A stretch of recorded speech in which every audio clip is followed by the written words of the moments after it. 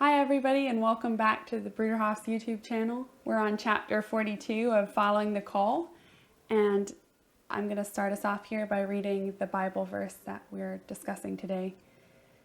It's from Matthew chapter 6, 25 through 32.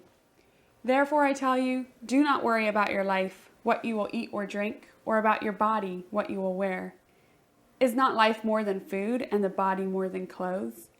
Look at the birds of the air. They do not sow or reap or store away in barns, and yet your heavenly Father feeds them. Are you not much more valuable than they? Can any one of you, by worrying, add a single hour to your life? And why do you worry about clothes? See how the flowers of the field grow. They do not labor or spin, yet I tell you that not even Solomon, in all his splendor, was dressed like one of these. If that is how God clothes the grass of the field, which is here today and tomorrow is thrown into the fire, will he not much more clothe you, you of little faith? So do not worry, saying, what shall we eat? Or what shall we drink? Or what shall we wear? For the pagans run after all these things, and your heavenly Father knows that you need them. So what did you think of the chapter, Rich? I thought it was an incredibly inspiring chapter, and gave lots to think about. Worry is something, obviously, each of us struggles with, I think. There are so many uncertainties in life that confront us on a daily basis. Questions of health, questions of economic security, questions of, changes in society that are beyond our control, political instability.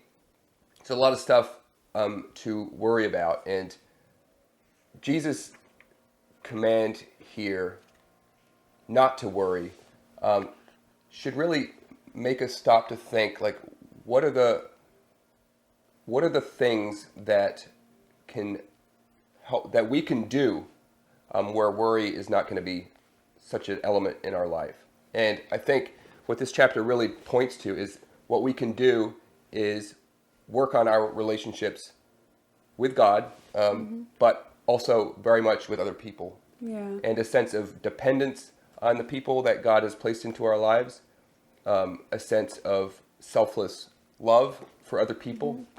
I found this excerpt from Christoph Friedrich Blumhardt just absolutely wonderful. When the Apostle Paul says, do not worry, he takes it for granted that these are people who are united by a bond of solidarity, so that no one says anymore, this is mine, but all say, our solidarity, our bond, must take away our worries. All that we share together must help each one of us, and so rid us of anxiety. And in this way, the kingdom of heaven comes. So the kingdom of heaven isn't something ethereal. It's these relationships of mutual love and support, where we're not being selfish anymore. Yeah. And to go off of that, what you were just talking about, I think Clarence Jordan, who also contributed to this chapter, he goes on to say that to combat that worry, we're committing ourselves to a system where we care for each other, essentially. And I thought that was such an amazing way to look at it, because it's so true. You can't really... Anxiety and fear is just a natural response to not knowing, or fear of the unknown, or trying to look ahead into the future too much. But what combats it so soundly is when we commit our hearts to caring for each other and, sharing and making sure, like, from the goodness of our heart, not from any economic compulsion or political persuasion, but to do that really as a response from the heart, I think is what can really sustain a committed effort to tamp down worry, or not let our lives be ruled by that. So some really great contributions here. Yeah, I mean, I was just thinking, like, when is the time of day that we worry the most? That's an interesting thought.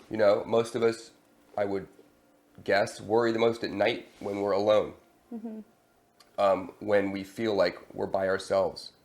And it is somehow through being together with other people you can count on, even the hardest things, a dire health situation, problems in the family. We can find peace through through these relationships, these committed relationships of people to one another. And I think that's really, I forget which one of the excerpts here talked about this, but when God talks about providing for us, it's not as if we expect food or help to fall out of the sky. Right. Actually, God has already provided in abundance for us on this earth, and the problem is not so much supply as distribution, as the selfishness which so often rears its ugly head, and where we keep things for ourselves.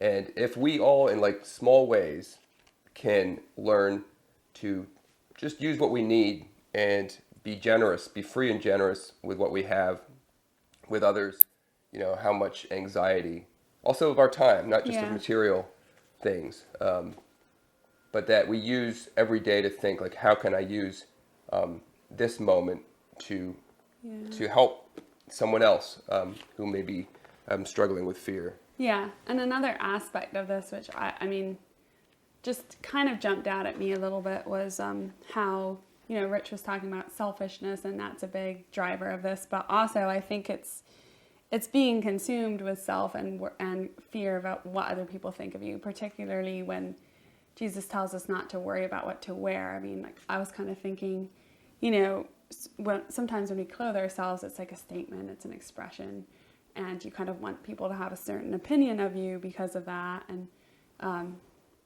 like fashion or whatever it is. So I think that it's also kind of telling us, like, we have to just let go of caring about how others maybe perceive us, and that's part of the worry that can be all-consuming. So that was kind of a challenge to me as well. Yeah, absolutely. I think the first excerpt from Madame Guyon, Yes. This wonderful line, leaving what is past in oblivion, what is to come to providence, and devoting the present moment to God. So this she calls it resignation or abandonment. But I think maybe a better term is just letting go of the past, letting go of the future, and just focusing on this moment, and what we can do with it. Yeah, and I think this passage is also just a key to true freedom. And it says here, Jesus says, can any one of you, by worrying, add a single hour to your life? And just that practical, like, sensible wisdom is so incredible and really encouraging, because it doesn't. Yeah. I mean, so next week is Thanksgiving. That's true. Right? Yeah. And it's a great opportunity.